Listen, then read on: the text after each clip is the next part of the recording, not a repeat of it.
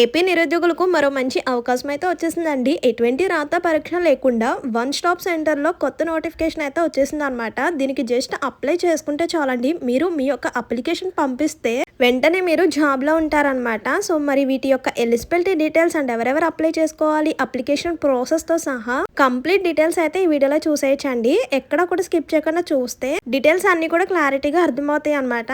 ఇందులో ఎగ్జామ్ లేదు, అలాగే అప్లికేషన్ ఫీజు కానీ, ఎగ్జామ్ ఫీజు కానీ ఏమీ లేవన్నమాట. జస్ట్ మీరు అప్లికేషన్ పంపిస్తే సరిపోతుంది అంతేనండి. అండ్ చాలా తక్కువ అర్హతతో మనకి పోస్టులు అయితే ఉన్నాయన్నమాట. సో, వీటి యొక్క ఫుల్ డీటెయిల్స్ అయితే చూసేద్దాం. అందుకన్నా ముందు వీడియో చూసే ముందు ఒక చిన్న లైక్ ఇచ్చేసేయండి. మీరు ఇచ్చే ఒక చిన్న లైక్ వల్ల ఈ ఇన్ఫర్మేషన్ అనేది ఇంకొంతమందికి హెల్ప్ అయ్యే అవకాశం అయితే ఉంటుంది. అండ్ కొత్తగా ఛానల్ చూస్తున్నట్లయితే సబ్స్క్రైబ్ చేసుకోండి. ఇలాంటి మంచి మంచి ఇన్ఫర్మేషన్స్, అప్డేట్స్ అన్ని కూడా మీతో షేర్ చేస్తుంటాను. ఇంకా డీటెయిల్స్ లోకి అయితే వెళ్ళిపోదాం. ఏపీ నిరుద్యోగులకు శుభవార్తనే చెప్పుకోవచ్చండి. ఎగ్జామ్ లేదు, అలాగే అప్లికేషన్ ఫీజు కూడా లేదనమాట.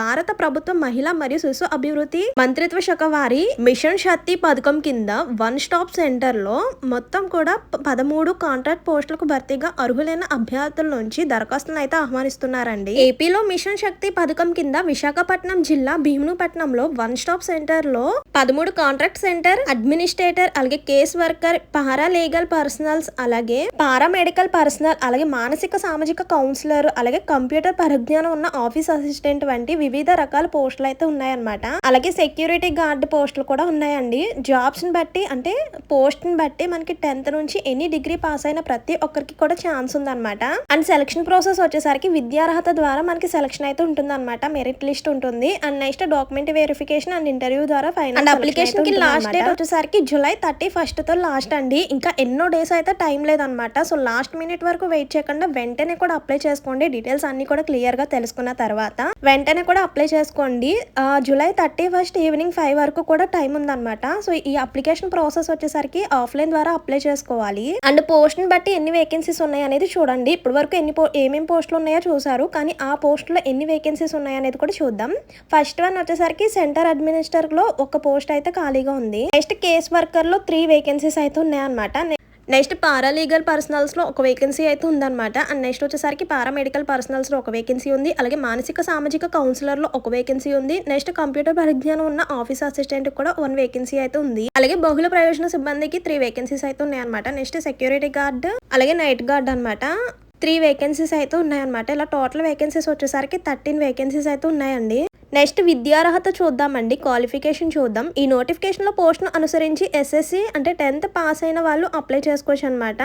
అలాగే గుర్తింపు పొందిన బోర్డు నుంచి ఎనీ డిగ్రీ, అలాగే కంప్యూటర్ నాలెడ్జ్ ఉన్న వాళ్ళు కూడా అప్లై చేసుకోవచ్చు అండి. అలాగే సైకాలజీ డిగ్రీ డిప్లొమా చేసిన వాళ్ళు కూడా అప్లై చేసుకోవచ్చు అనమాట. అలాగే ఆరోగ్య రంగ నేపథ్యంతో పారామెడికల్స్ లో ప్రొఫెషనల్ డిగ్రీ డిప్లొమా చేసిన వాళ్ళు కూడా అప్లై చేసుకోవచ్చు అండి. అలాగే న్యాయ శాస్త్రం, సామాజిక సేవ, సామాజిక శాస్త్రం, అలాగే సామాజిక విజ్ఞానం వీటిల్లో బ్యాచిలర్ డిగ్రీ కంప్లీట్ చేసిన వాళ్ళు కూడా అప్లై చేసుకోవచ్చు అనమాట. మరి ఏ పోస్ట్ కి ఎంత క్వాలిఫికేషన్ ఉండాలి, పోస్ట్ వైజ్ అఫీషియల్ గా వచ్చిన నోటిఫికేషన్ లో చూపిస్తాను చూడండి. ఫస్ట్ వన్ వచ్చేసరికి చూసారు కదా, సెంట్రల్ అడ్మినిస్టర్ కి వచ్చేసరికి సో లా కి సంబంధించిన మాస్టర్ డిగ్రీ అయితే కంప్లీట్ చేసి ఉండాలన్నమాట. అలాగే మినిమం 5 years ఎక్స్పీరియన్స్ అయితే ఉండాలండి. సో ఇది వచ్చేసరికి ఓన్లీ ఉమెన్ క్యాండిడేట్స్ కి మాత్రమే అనమాట. అండ్ నెక్స్ట్ పోస్ట్ వచ్చేసరికి కేస్ వర్కర్ కూడా చూడండి. బ్యాచిలర్ డిగ్రీ ఇన్ లా, ఇది కూడా సేమ్. దీంట్లో వచ్చేసరికి 3 years ఎక్స్పీరియన్స్ ఉండాలన్నమాట. Women related governments NGO programmes అనమాట. దీనికి కూడా ఓన్లీ ఉమెన్ క్యాండిడేట్స్ మాత్రమే అప్లై చేసుకోవడానికి ఉంటుంది. అండ్ నెక్స్ట్ పారాలీగల్ వచ్చేసరికి degree in law or legal training కూడా ఉండాలి. అండ్ లాస్ట్ మీద నాలెడ్జ్ కూడా ఉండాలి విత్ 3 years ఎక్స్పీరియన్స్ ఉండాలన్నమాట. నెక్స్ట్ పారామెడికల్ పర్సనల్స్ కూడా professional degree diploma paramedicals with health centre background అయితే ఉండాలి. నెక్స్ట్ 3 years ఎక్స్పీరియన్స్ ఉండాలన్నమాట. ఓన్లీ ఉమెన్ క్యాండిడేట్స్ కి, అంటే ఎక్కువ ఉమెన్ క్యాండిడేట్స్ కి ప్రిఫర్ ఇస్తారనమాట. అండ్ నెక్స్ట్ 5th వన్ వచ్చేసరికి సోషల్ కౌన్సిలర్ కి వచ్చేసరికి డిగ్రీ లేదా డిప్లొమా ఇన్ సైకాలజీ అనమాట. సైకాలజీలో డిప్లొమా చేసి ఉండాలి. 3 years కౌన్సిలింగ్ ఎక్స్పీరియన్స్ కూడా ఉండాలన్నమాట. And next office assistant with computer knowledge ఉన్న వాళ్ళకి graduation with diploma in computer knowledge కూడా ఉండాలి. సో అందులో అంటే కంప్యూటర్లో ఎక్స్పీరియన్స్ కూడా ఉండాలన్నమాట. నెక్స్ట్ వచ్చేసరికి మల్టీపర్పస్ స్టాఫ్ వచ్చేసరికి SSCలో పాస్ అయి ఉండాలన్నమాట. జస్ట్ 10th లో పాస్ అయి ఉన్న వాళ్ళు దీనికి అప్లై చేసుకోవచ్చు. Next security guard, night gourd కి వచ్చేసరికి దీనికి కూడా సేమ్ 10th పాస్ అయి ఉంటే సరిపోతుంది అనమాట. సో ఇవన్నమాట పోస్ట్ వైజ్ ఎడ్యుకేషనల్ క్వాలిఫికేషన్ అయితే ఇవ్వండి. నెక్స్ట్ ఏజ్ లిమిట్ అయితే చూద్దాం. జూలై 1, 2026 నాటికి ఎవరైతే అప్లై చేసుకుంటున్నారో వాళ్ళకి 25 ఇయర్స్ నుంచి 42 ఇయర్స్ లోపు ఉండాలన్నమాట. అలాగే అమల్లో ఉన్న ప్రభుత్వ నిబంధనల ప్రకారం వయో సడలింపు కూడా వర్తిస్తుందండి. అంటే ఇప్పుడు మనకి గరిష్ట వయసు వచ్చేసరికి 42 కదా. ఎస్సీ ఎస్టీ కేటగిరీస్ వాళ్ళకైతే +5 ఇయర్స్ అలా ఉంటుందన్నమాట. అది నోటిఫికేషన్లో చూపిస్తాను. సో 42 + 5 అంటే 47 ఉన్న వాళ్ళు కూడా అప్లై చేసుకోవచ్చు. ఆ కేటగిరీస్ వాళ్ళు మాత్రమే. నెక్స్ట్ పీడబ్ల్యూడీ కేటగిరీస్ వాళ్ళకి అయితే 10 ఇయర్స్ అలా ఉంటుందండి. అంటే 42 + 10 అంటే 52 ఇయర్స్ ఉన్న వాళ్ళు కూడా అప్లై చేసుకోవచ్చు అనమాట. అండ్ మంత్లీ శాలరీ ఓవరాల్గా చూసుకుంటే 15,000 నుంచి 34,000 మధ్యలో ఉంటుంది. పోస్ట్ వైజ్ కూడా చూపిస్తాను చూడండి. ఇచ్చిన అఫీషియల్గా వచ్చిన నోటిఫికేషన్లో post wise salary details and ఏ క్యాస్ట్కి ఇచ్చారు అండ్ అందులో ఎన్ని పోస్టులు ఉన్నాయి అనేది కూడా చూసేయండి. ఇక్కడ ఫస్ట్ పోస్ట్ వచ్చేసరికి సెంటర్ అడ్మినిస్టర్కి వచ్చేసరికి 1 వేకెన్సీ ఉంది. అది వచ్చేసరికి రోస్టర్ ఓసీ కేటగిరీకి ఇచ్చారు. అండ్ నెక్స్ట్ మంత్లీ శాలరీ వచ్చేసరికి 34,000 అనమాట. నెక్స్ట్ కేస్ వర్కర్కి వచ్చేసరికి number of posts 2 and roster వచ్చేసరికి ఓసీ కేటగిరీకి 1, ఎస్సీ గ్రూప్ 1కి 1 వేకెన్సీ అయితే ఇచ్చారు. సో 19,500 అనమాట. నెక్స్ట్ పోస్ట్ వచ్చేసరికి పారాలీగల్ పర్సనల్స్కి వచ్చేసరికి ఓసీ కేటగిరీకి ఇచ్చారు. 1 వేకెన్సీ మాత్రమే ఉంది. సో శాలరీ వచ్చేసరికి 20,000 అనమాట. అండ్ నెక్స్ట్ సోషల్ కౌన్సిలర్కి వచ్చేసరికి 1 వేకెన్సీ ఉంది. ఓసీ కేటగిరీకి ఇచ్చారు. 20,000 శాలరీ. నెక్స్ట్ పారామెడికల్ పర్సనల్స్లో కూడా 19,000 అనమాట శాలరీ. వేకెన్సీ వచ్చేసరికి రోస్టర్ ఓసీ కేటగిరీకి ఇచ్చారు. సో 1 వేకెన్సీ ఉంది. Next office assistant with computer knowledge ఉన్న వాళ్ళకి 1 పోస్ట్ ఖాళీగా ఉంది. రోస్టర్ వచ్చేసరికి ఓసీ కేటగిరీకి ఇచ్చారు. అండ్ మంత్లీ శాలరీ వచ్చేసరికి 19,000 అనమాట. నెక్స్ట్ మల్టీ పర్పస్ స్టాఫ్కి వచ్చేసరికి 3 వేకెన్సీస్. అవి కూడా ఓసీకి 2, బీసీఏకి 1 అనమాట. So 13,000 salary. ఇంకా ఫైనల్గా సెక్యూరిటీ గార్డ్ ఆర్ నైట్ గార్డ్కి వచ్చేసరికి టోటల్ 3 వేకెన్సీస్. ఓసీకి 2, ఎస్సీ గ్రూప్ 1కి 1 అనమాట. సో శాలరీ వచ్చేసరికి 15,000. అండ్ అప్లికేషన్ విధానం వచ్చేసరికి ఆఫ్లైన్ ద్వారా అప్లై చేసుకోవాలి. ఎక్కడికి పంపించాలి, అప్లికేషన్ ఎలా డౌన్లోడ్ చేసుకోవాలి, ఏ అడ్రస్కి పంపించాలి అనేది కూడా చెప్తాను. అందుకన్నా ముందు సెలక్షన్ ప్రాసెస్ వచ్చేసరికి మెరిట్ ఆధారంగా ఎంపిక చేయబడిన అభ్యర్థులు జిల్లా ఎంపిక కమిటీ ముందు ఇంటర్వ్యూకి అయితే పిలుస్తారనమాట. సెలక్షన్ ప్రాసెస్ వచ్చేసరికి మనకి వెయిటేజ్ మార్క్స్ అయితే ఇస్తారు. అది ఎలా ఏంటనేది చూడండి. పోస్ట్ వైజ్ క్వాలిఫికేషన్ కింద అలాగే ఎక్స్పీరియన్స్ కింద అని మనకి వెయిటేజ్ మార్క్స్ అయితే ఇస్తారు. చూడండి ఇక్కడ పోస్ట్ వైజ్ అన్నిటికి కూడా క్వాలిఫికేషన్కి 40 ఇచ్చేసారు. నెక్స్ట్ ఎక్స్పీరియన్స్కి వచ్చేసరికి 20 కొన్ని పోస్టులకి 45 ఇచ్చారు. అండ్ ఆఫీస్ అసిస్టెంట్కి 30 ఇచ్చారనమాట. Next computer test skill and computer టెస్ట్కి కూడా 25 వాళ్ళు ఇచ్చేసారు.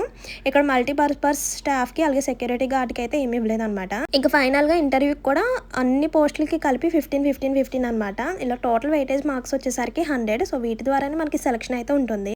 ఎగ్జామ్ ఉండదు. జస్ట్ మనకి వెయిటేజ్ మార్క్స్ ఆధారంగా ఫైనల్ సెలక్షన్ అయితే చేస్తారు. తర్వాత ఇంటర్వ్యూకి పిలుస్తారనమాట. అప్లికేషన్ ఫీజు కూడా లేదండి. ఇంకా ఫైనల్గా ఎలా అప్లై చేసుకోవాలో చూసేయండి. ముందుగా అధికారిక వెబ్సైట్ ద్వారా మీరు అప్లికేషన్ ఫామ్ అయితే డౌన్లోడ్ చేసుకోవాలన్నమాట. చూడండి ఇక్కడ నేను రౌండప్ చేస్తాను. visakhapatnam.ap.government.in కనిపిస్తుంది కదా. సో ఈ వెబ్సైట్ ద్వారా మీరు అప్లికేషన్ ఫామ్ డౌన్లోడ్ చేసుకుని తీసుకొచ్చి మీ యొక్క పర్సనల్ డీటెయిల్స్ అన్ని కూడా ఫిల్అప్ చేయాలన్నమాట. అలాగే క్వాలిఫికేషన్ సంబంధించిన డీటెయిల్స్ అప్లికేషన్ ఫామ్ ఎలా ఉంటుందో చూపిస్తాను. సో అందులో డీటెయిల్గా చెప్తాను. సో అన్ని ఫిల్అప్ చేసేసిన తర్వాత ఫామ్తో పాటు కొన్ని సర్టిఫికేట్స్ అయితే అటాచ్ చేయాల్సి వస్తుంది. అది వచ్చేసరికి మీ యొక్క క్వాలిఫికేషన్ విద్యార్హతకి సంబంధించిన సర్టిఫికేట్స్ కాపీస్, అలాగే ఎక్స్పీరియన్స్కి సంబంధించిన సర్టిఫికేట్స్, నెక్స్ట్ ఏజ్కి సంబంధించిన ధృవీకరణ పత్రం ఉండాలి, నెక్స్ట్ క్యాస్ట్ సర్టిఫికేట్ ఉండాలి, ఆధార్ కార్డు మొదలైనవి. సో ఇలా ఈ సర్టిఫికేట్స్ అన్నిటిని కూడా కాపీస్ తీసి మీ యొక్క అప్లికేషన్ ఫామ్కి అటాచ్ చేసి ఇచ్చిన అడ్రస్కి అయితే పంపించాలన్నమాట. చూడండి, జిల్లా మహిళా మరియు శిశు సంక్షేమ మరియు సాధికారత అధికారి 2వ అంతస్తు సంక్షేమ Bhavan sector 9 MVP colony Visakhapatnam pin number కూడా ఇచ్చేసారనమాట. ఈ చిరునామాకి జూలై 15 నుంచి జూలై 31 వరకు ఈవినింగ్ 5 గంటల లోపు నేరుగా లేదా రిజిస్టర్ పోస్ట్ ద్వారా పంపించాలన్నమాట మీ యొక్క అప్లికేషన్ ఫామ్ అయితే. అలాగే ఈ డేట్స్ తర్వాత అంటే జూలై 31 తర్వాత వచ్చిన అప్లికేషన్స్ తీసుకోరు. అలాగే అప్లికేషన్ ఫామ్లో ఏమన్నా మిస్టేక్స్ ఉన్నా మీ యొక్క అప్లికేషన్ అనేది తీసుకోరు అనమాట. సో ఇంపార్టెంట్ డేట్స్ అయితే గుర్తుపెట్టుకోండి. అండ్ నెక్స్ట్ అఫీషియల్గా వచ్చిన నోటిఫికేషన్ ఒకసారి చూపించి నెక్స్ట్ అప్లికేషన్ ఫామ్ అయితే చూపిస్తాను చూడండి. అఫీషియల్గా వచ్చిన notification office the district women and child welfare and government officer Visakhapatnam district నుంచి వచ్చిన నోటిఫికేషన్ అండి. 1 స్టాప్ సెంటర్ నుంచి వచ్చిన నోటిఫికేషన్ అనమాట. ఇందులో టోటల్ వేకెన్సీస్ చూసారు కదా, 13 ఉన్నాయి. సో అప్లికేషన్ ప్రాసెస్ వచ్చేసరికి ఇక్కడ కనిపిస్తున్న వెబ్సైట్ అంటే visakhapatnam.ap.government.in కనిపిస్తుంది కదా. సో దాని ద్వారా అప్లికేషన్ ఫామ్ డౌన్లోడ్ చేసుకుని ఫిల్అప్ చేయాలన్నమాట. ఇక్కడ కనిపిస్తున్న అడ్రస్ కి అయితే పంపించాలండి. District women and child welfare and empowerment office 2nd floor Sankshema Bhavan sector 9 MVP colony 9 Visakhapatnam ఈ అడ్రస్ కి అయితే పంపించాలన్నమాట. పిన్ నెంబర్ కూడా ఇచ్చారు, నేను రౌండ్ అప్ చేశాను కదా. సో ఇది వచ్చేసరికి అప్లికేషన్ ఫామ్ అయితే ఇలా ఉంటుందన్నమాట. ఫస్ట్ ఆఫ్ ఆల్ మీరు ఏ పోస్ట్ కి అప్లై చేసుకుంటున్నారో మెన్షన్ చేయాలి.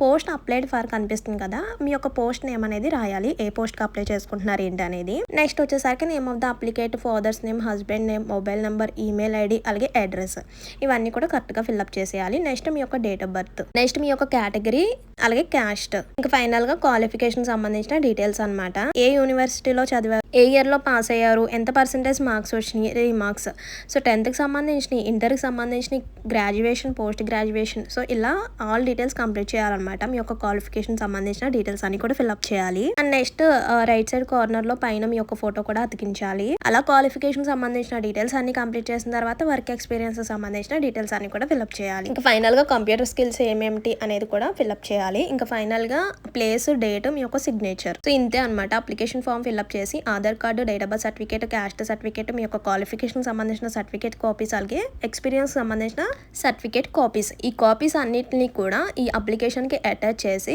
నోటిఫికేషన్ ఇచ్చిన అడ్రస్ కి అంటే జూలై 31st లోపల వర్క్ టైంలో మాత్రమే పంపించాలన్నమాట. నేరుగా మీరైనా వెళ్ళి ఇవ్వచ్చు, లేదంటే పోస్ట్ ద్వారా అయినా పంపించవచ్చు. సో ఇదన్నమాట నోటిఫికేషన్ యొక్క డీటెయిల్స్. ఇందులో ఇంకేమైనా డౌట్స్ ఉంటే కనుక కామెంట్ చేసేయండి. అండ్ మర్చిపోకుండా వెళ్ళే ముందు ఒక చిన్న లైక్ ఇచ్చేసేయండి. ఇలాంటి మంచి మంచి ఇన్ఫర్మేషన్స్ కోసం మన ఛానల్ని ఫాలో అవుతుండండి. See you to next video. Thank you for watching.